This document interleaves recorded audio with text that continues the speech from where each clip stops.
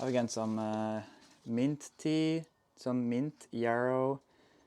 Oh no, a caterpillar. Ah, no, it's in here. Oh, it's boiled alive. Oh my god, no. Yeah. I am so sorry. And there's some fleas here also, actually. This is from the garden, and it's mint, it's yarrow, and it's nettles. So it's very green and lush. Very, very, very healthy.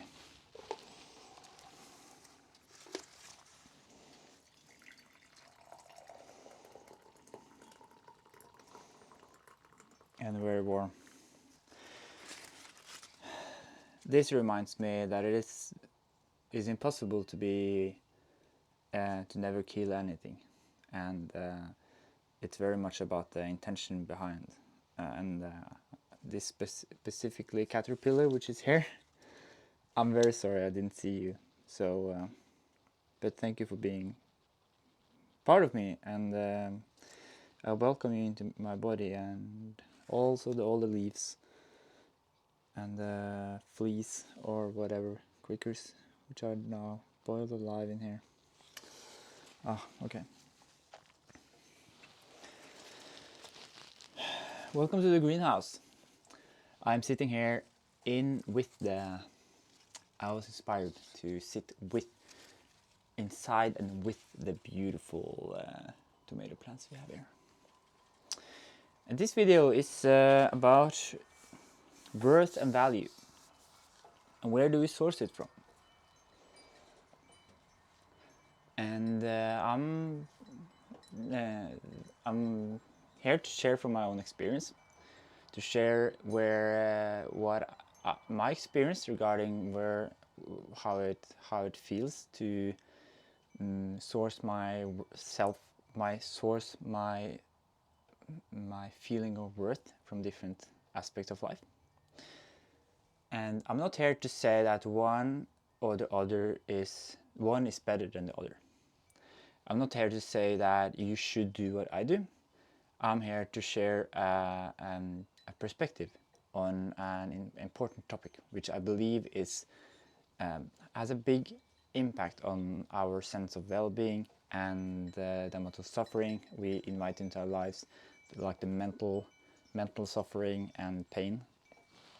So just wanted to make it very clear, I'm not here to judge any side. It's more about inviting in a perspective so that everyone can do their own choice regarding this. So the video about worth and value and self-worth and this important topic. And I will center this video around 3 topics. The first is centering our worth from what we have, the things we have, and centering our worth from what we do, activities we do, and centering the worth from what we are, like my ability to be kind or hateful, the being aspect. The third one is the being aspect. And I will use myself as many examples to make it clear, at least my perspective on this. So I will start with the first one, which is the centering our worth from the having. So this is a glass that I'm using now, or I'm having, or I could say it like this is my glass. And I could also say this is my tea. And I've been working a lot with personal development for the last years, and I had this period with a very good friend of mine called Martin, which we had a year we called Extreme Radical Personal Development, so ERPD. And during that year, at least I removed a lot of my personal things that I had. And it's been a theme, like minimalism for me has been a theme for a long time. And I've been gradually removing a lot of different stuff in my life. Like before, I had a complete Sonos system. I had a like, if you know me now, it's feels a bit strange to think of me like a person that had a lot of stuff. But I had like a complete Sonos system. I had a like 50,000 kroner gaming computer. I had a PlayStation. I had a television. I was also getting a brand new Tesla. So I was going around calling myself a Tesla boy. And my point is not to brag about that I had a lot, but that I figured out that when I was going to minimalism and going into this act of removing a lot of stuff from my life, I was feeling some fear coming up in me regarding removing a lot of stuff. And I remember very clearly this thought and this fear also coming up in me, like, oh shit, what if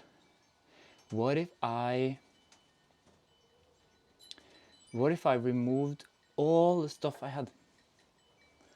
And then I was feeling like feeling this fear inside of me, like, what am I without my stuff? What am I without the Sonos system? What am I without my gaming computer? What am I without all the games that I own at that time, or owned at that time? And yeah, I was just gradually removing more and more and more and more, and I think I was just like ending up like on the really essential, like a bed, or not even a bed. Actually, I removed that one too and slept on the ground for many years. But I was feeling into how much of my own identity and worth I was putting into the stuff I had. And I'm not here to say that it's bad to own a lot of stuff, and I think it can be very good to own a lot of stuff and to own stuff that serves some purpose. But I was feeling that I was understanding when I had this period where I was removing like almost everything I had, that how much of my identity and self like worth I was putting into the stuff I had. And I was just starting to question, like, how is that healthy? Like, how is that something that's good for me? How does that, like, what happens if I lose one thing that I own? How would that affect my self-worth? So I was just starting to question this, and I felt that that it was kind of like if I lost my gaming computer or lost the Tesla, or even if the Tesla got a scrap, like got a bit damage on the outside, then I was like feeling like my identity was a little bit attacked. And I was just questioning, is that healthy? Like, what does that to me? Like that type of what does that to me of losing the things that I have or own? And yeah, so I was going into this period of the minimalism, and then I was removing almost everything I had. And then I was like feeling like I'm still here, actually. I still live, I'm still alive, I am still here. And so I was learning that my sense of worth didn't have to come from all the things that I had. So you can check into with your own life, like, how are you, for example, how do you feel connected to the things you have? How much importance do you put on the things you have? And if you imagine yourself losing the things you have, the things you use, how would that affect would you be very, very, very sad, for example? Or would you feel like if someone stole your iPhone, that a part of your identity was attacked? Or if what you wear, for example, if someone insults what you wear, does that affect you in a way? And I just feel like it's very healthy to be more mindful about this, and how my own sense of self-worth I was putting on the things I have. So of course now I'm sewing all the clothes I'm using. So I have to constantly kind of watch myself and how much worth I put on the things I have. So yeah, I just have ended up like, if I put a lot of worth or too much worth, and maybe it's like this balance where it's too much worth and no worth. So you want to be like in the middle somewhere. But if I do put too much worth, my self-worth, on the things that I own and the things that I wear from my clothing, then it's very slippery slope before people can attack that in a way, or people can say something and you feel like the whole world is crashing because like they said something bad about my sweater. And it's just a piece of clothing, of course, but still it feels very important, I think, when we put our sense of self-worth onto the things we have.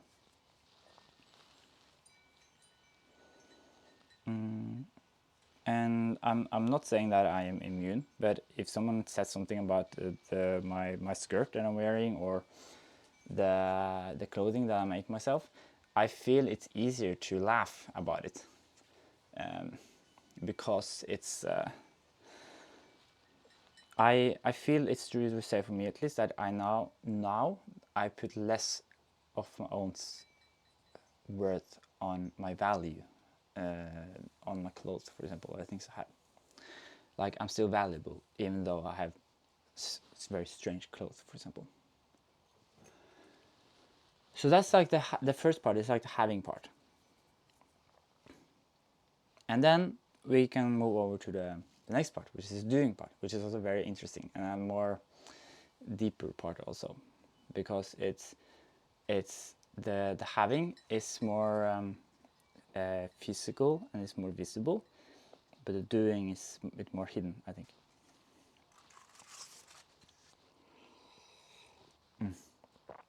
I so much invite you to make your own herbal tea. It's so delicious. Okay. The doing aspect. Of course, what I'm doing now is producing videos, so I'm doing something. And during this year of the extreme radical personal development, ERPD year, me and my friend Martin, we also didn't work during that year. And we had a year where we were gonna not work for a whole year, and we were not gonna plan anything other than what was on the day. So for example, today I'm filming this video, I could plan anything that is within the day that is going on. So now I could plan, for example, for the rest of this day, but I could not plan for anything that's on the next day. So the coming day now, if someone asked me that if I want to do something, I would have to ask, can we check in the morning on that day that they were asking? And the whole intention was with that was having that strong restriction, was to experience how it is to feel more into what I want to do, instead of planning everything in the head. But through that experience, I was quitting my job. I was doing a lot of stuff, but I wasn't doing out of planning. And I was feeling this identity or this fear coming up in me, being scared of that. What am I giving to the society now when I'm not working? Like, I'm not working for a company. I'm not working for producing something that's of worth or value to the world or to the society. And I was like, fuck, where is my, like, I'm feeling like I was understanding when I had this break, and I feel this is very healthy. Have a break for something that you're doing a lot, and then you can see your relationship to it much more clearly. So I had a break from work life, or working inside a company, for a year. And I was not planning anything, or I was not planning anything that was not on the specific day that was going on. So I was feeling kind of scared of that I was losing my worth, because I understood how much of my own worth I was putting into the work I was doing. Like, I'm a taxpayer, or the last work I had, I was delivering fiber connections, like I was a coordinator of delivering these fibers to companies. And I was like, well, the thought was like, well, I'm not working now. I'm not working for a company. I'm not producing any wealth for a nation.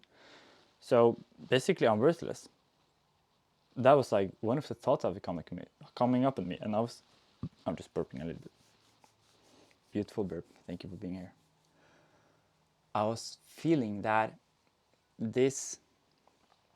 my sense of worth, at that time I was feeling how much I was putting my own self-worth on the things I was doing. Which again, I'm not saying it's bad to do that, but I think it's important to be aware of how that affects us. Because I was feeling that, like, for example, then, the more I do, the more worthy I am. So I could feel like in the work office that the more I was accomplishing and producing for the company, the more sense of worth I was having. And we could say that I feel it's very true for the same thing with the havingness. The more things I'm having, the more worthy I am. So for example, the more jars I'm having, or the amount of tea I have, the more worthy I am. So then the logic or the thinking is like the more I collect, the more the more worth I collect. Or the more I do, the more worth I collect through the doingness. And I was just, again, I was questioning, because I had this break, I was seeing more clearly how my relationship and how I was putting my own worth on the work, on the doingness. And you can do this yourself, like maybe just watching this is enough to get like the thinking going, but just see or ask yourself, how much of your own worth are you putting onto your own work? And how does that make you feel? It can make you feel extremely good. And then that's very good. And that's good for you. But if it makes you feel a little bit itchy, for example, then it is okay to question it. And I'm not saying that the experience of putting a lot of worth on the doingness is bad. I'm not saying that at all. I'm saying for me, I was feeling that it gave me a lot of stress. Because like it's never ending in a way. Like if I do more and more and more and more, then I think in me that I have a lot more worth the more I do. But in the end, I'm just stressing more. At least for me, I was doing a lot of that stressing. I was working more and more, and I was thinking that I was getting more value from it. But in the end, I was just damaging my body because I was just inviting more stress into it.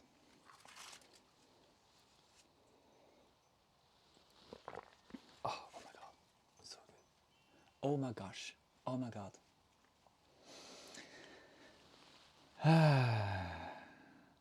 Yeah, so it's the havingness and the doingness. And during that year, the ERPD year, I was coming to some ends with the havingness and the doingness. And I was landing, like I got the epiphany, like, oh shit, this is what it means to be a human being. Which is what we call ourselves. We call us human, but we also call us human being. And I was like, this just came to me like, Elmod, you are not a human doing. You are a human being. And I'm also not a human having. So I am not a human having, I'm not a human doing, but I am a human being. The being aspect. And I've been reading a book from an author called Neil Donald Walsh, which has been one of my most a fantastic book I ever written, I think. That and it's called Conversation with God. And they are talking so much about the beingness. Like, we are here as humans, as spirits, as energy, or whatever you want to say, to experience the beingness. And then that is experienced through the feelings. So it's a feeling of joy, it's a feeling of hate, it's a feeling of care. So that's the beingness. Like, I can many times be scared, for example, because it's scary to put your voice out and say something and have a meanings. And that's one of my deep fears, is to actually make a stand and stand in conflict. One of my deep fears. And I'm actively doing something with it now. So I'm doing something all the time. So you cannot not do something. But the third one is the being aspect. And through this year, this ERPD year, I was figuring out that so I basically almost removed everything I was having, and I stopped the doing aspect. And I was experiencing that I'm still okay. I'm still here. I'm still alive. And then I was like, oh my God, but what is left? Well, like my worth, I'm worthy because I'm just a human. I'm worthy because I'm just alive. Like, the fact that I'm just alive right now is the worth. That was like the third deep layer. It was like, oh my God, oh my gosh, I am worthy because I'm a human. I am worthy because I'm just alive. I am worthy because I have the ability to care. And that's where I can source my caring, my worth from. Because as also what the Stoic is telling, and probably many other traditions, which I feel I have experienced now directly, is that you can control how you are choosing to be, but you cannot control what you're doing or what you're having. Like, if you are a young person now and you live with your parents, maybe you have experienced that your havingness or the things you have could be taken away from you. Like from my parents or something, like you did something and they say like, no, you cannot have that thing for a period. Or you were locked into your room because of bad behavior, and that's how they thought that they were solving that problem at that time. Or you had a car, you own the car, and suddenly that car is stolen. Or you have a phone, and that's stolen. Or you have this jar, and that's stolen. My problem is that people wash this, and I'm very fond of this jar. And my little problem is like, I get annoyed because people wash it and hide it away, and then it's like, fuck, where's my jar? But so I can use this example, like someone can take this jar away from me, but they don't take my worth. Someone can physically remove my legs, or that's very extreme though. Something can happen to you so you cannot work anymore. But have they removed your worth? No. If you sit in a wheelchair, if you do anything that if something happens to you that you cannot work anymore, you still have the ability to show care to people. You should still have the ability to be. And by sourcing your worth from your beingness, then you become more unstoppable. Because people can never take that away from you. People can never take your ability to show compassion from you. It's impossible. Any situation you happen to be in, you can't choose to show compassion. And of course, the more extreme situation, the more strongly you can show your compassion. And that is my experience. And I can recognize that people are now, of course, living very horrible lives. And I'm sitting here in a warmth, and I'm full. My body's full. I just had a very good plant-based meal. I'm drinking warm tea from the garden. I'm sitting in clean air, at least quite clean. And I'm sitting here smelling homegrown tomato plants. So I recognize that I am very lucky in that sense. And it's very easy for me to say these things. And I recognize all of this. And of course, if someone else is having so much more harder time than me, it is completely different. And I can totally at least try to understand that. Like, I never been like, I've kind of always been full in a way. Like, I never really been hungry if I hadn't fasted for some days, or I was in the military for a year or so, and then that we went through some exercises. But I can't even fathom how it is to be hungry for many months, for example. So I just want to make it very clear that I totally see this and I understand, and I'm not taking this for granted. I'm really not taking it for granted. I feel so much gratitude for this. But still, I feel it's very true. Whatever situation I am in, whatever happens to my body, to this body I have, I can still choose to be caring.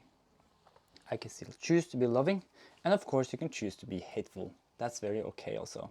There's nothing bad about that.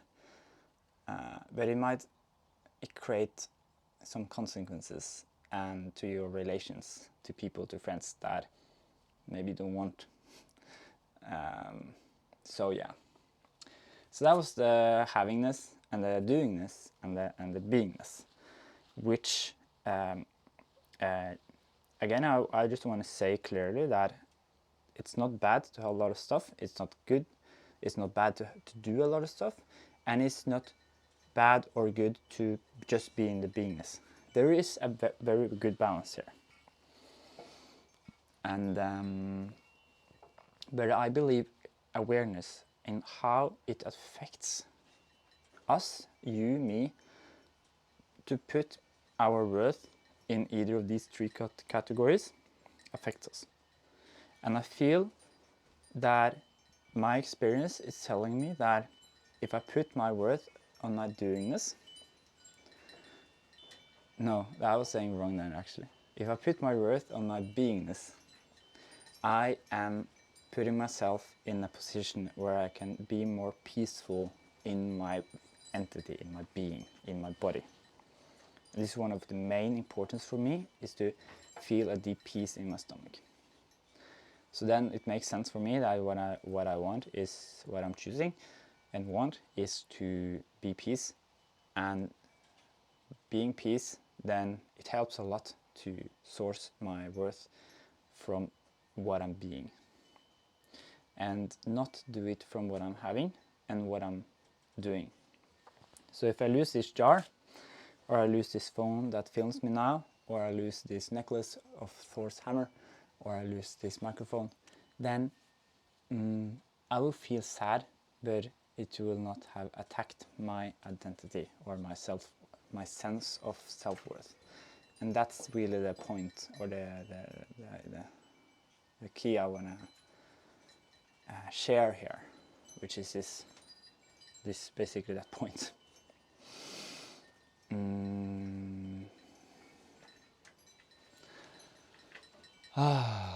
I hope this is a good shot. I think so. I feel so. My intuition is telling me that this is gonna be very beautiful, and I like it so much to have this. This is much more 3D effect. Like, this is in front of me, and this is on the side, and then you have more on the back, and I can share this bounty with everyone. And I just want to emphasize the importance of growing food, so that you can feel more secure in yourself.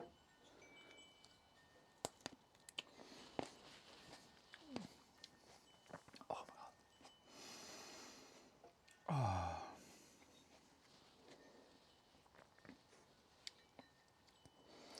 If you haven't experienced growing your own food, just go ahead and do it. Like, if you need permission for someone, you have my permission. You have my permission to just completely live your life instead of living in all the doubt. But the doubt is also very important. So it's a beautiful purpose for you to experience the doubt. But if you never move in the actions, do something, then you will forever live in the doubt. And I bet you, at least I know this for me, I fear more dying with the feeling that I never even tried. I fear that more than actually trying now. So that's a thing you can take with you. Oh. Oh my God, I'm so serious. I love it. Okay, thank you for being part of the Elmod the Earth Person show. And thank you for being part of this garden. And thank you for being part of my life. I could never have done this without you. Gratitudes.